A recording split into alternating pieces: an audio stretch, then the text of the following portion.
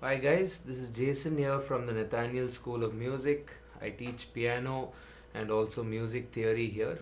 And in this tutorial, I wanted to introduce you to an idea where you can play uh, what I call static chords and how you can move within those static chords.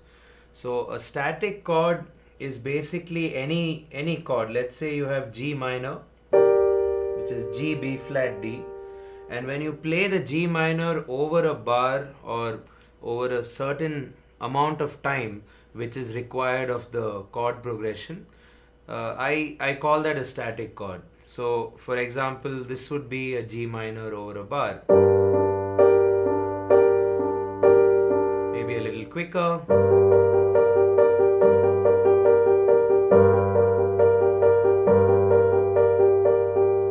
So what tends to happen is we play that chord for the bar and then we have a new chord to play, be it D minor or C minor or whatever it may be. So you go G minor,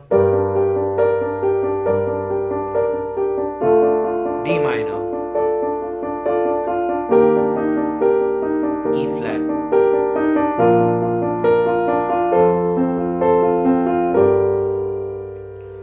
Now that's a great sound. It's definitely going to work for the song, and it's been used quite often, and it's a great sound.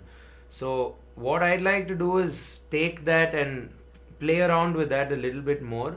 Keep the same chord or keep the vibe or the tonality of the same chord and play around with the notes of it a little bit.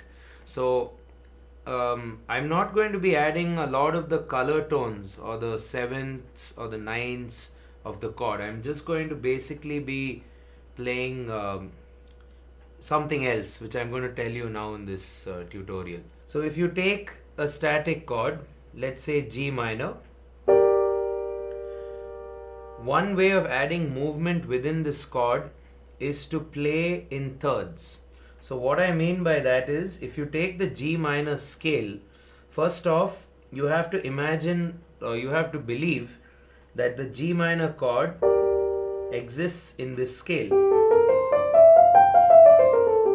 which could be the G Dorian or the G natural minor.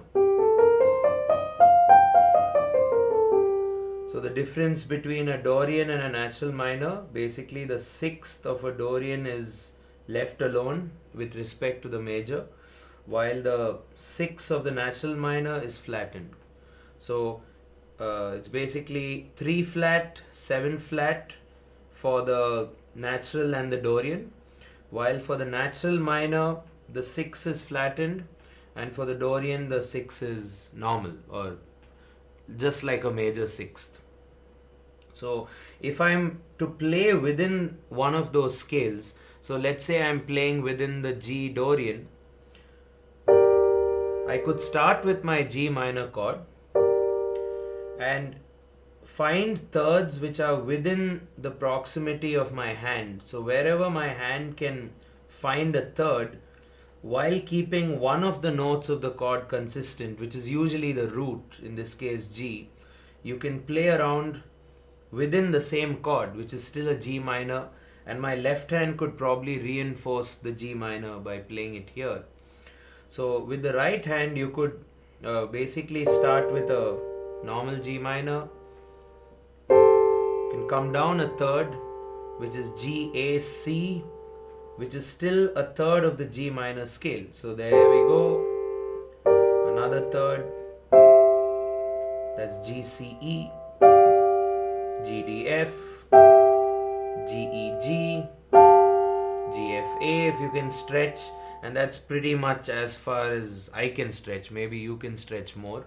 But the idea is to basically be a bit dynamic within the same chord. So within G minor, if this is your pattern, what you could basically do now is keep moving these upper notes.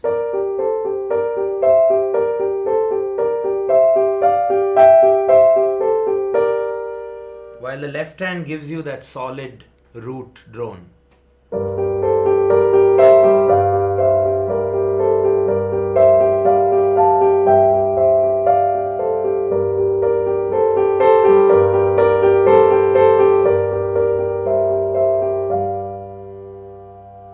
So I think this idea works well if you want to make the chords sound a lot more unique, or your pattern and the way you're playing the chord to be a lot more unique than just hitting the chord in a particular inversion, which I think is already done. So within the G minor chord, you have this idea of playing it and moving a few notes so that they create this unique kind of harmony. If you have a chord which is slightly longer in time, you can definitely use this technique to your advantage. So if I take G minor, you have all those thirds right there. And then if I choose to go from G minor to, let's say, a D minor chord, I have the same thirds which are within the G minor scale or the G Dorian scale. And that's what I'm going to do now with the D minor chord.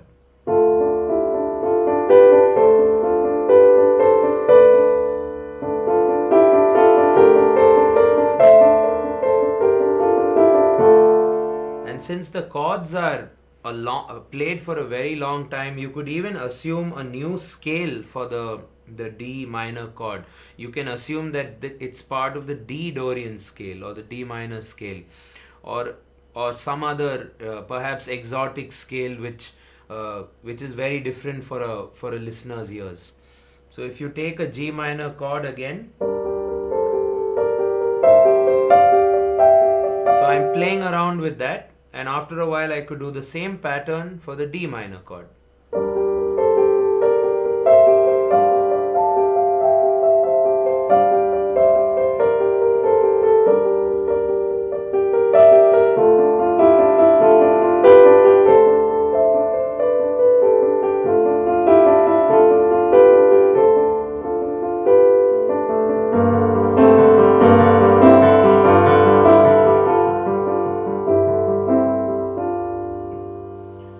So I hope you get the idea.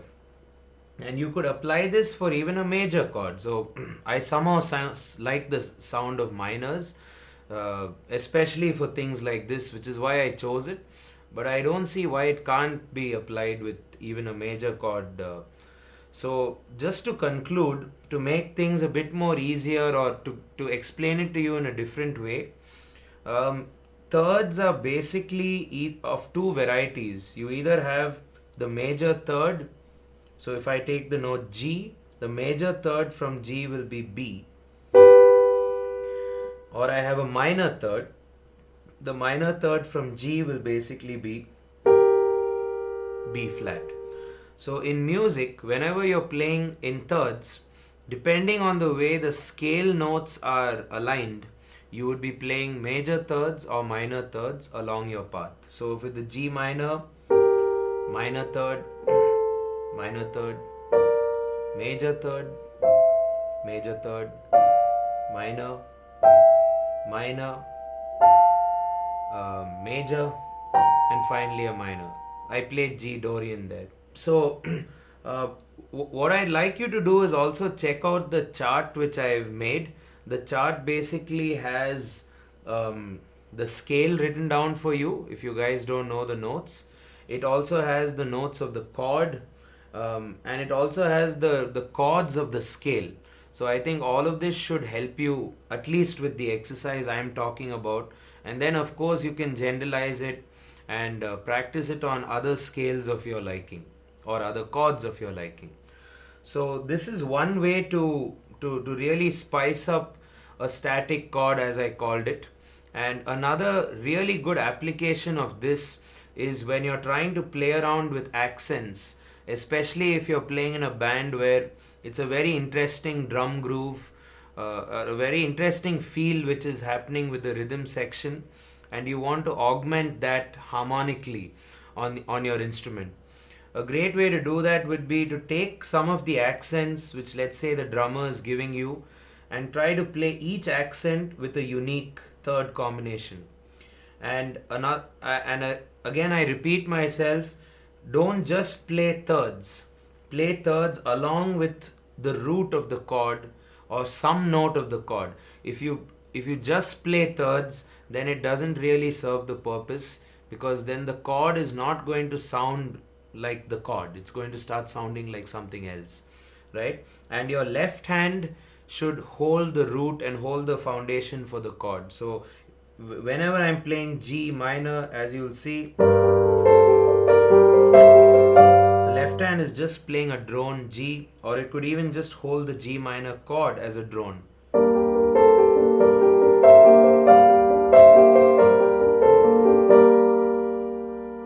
So, for instance, if I have an accent by a drummer which goes something like this,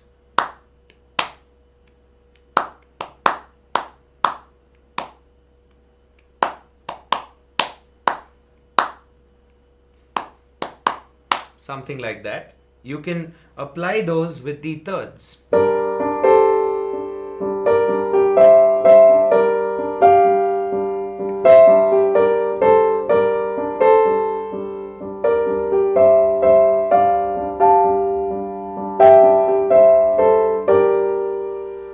Or maybe something on another time signature, like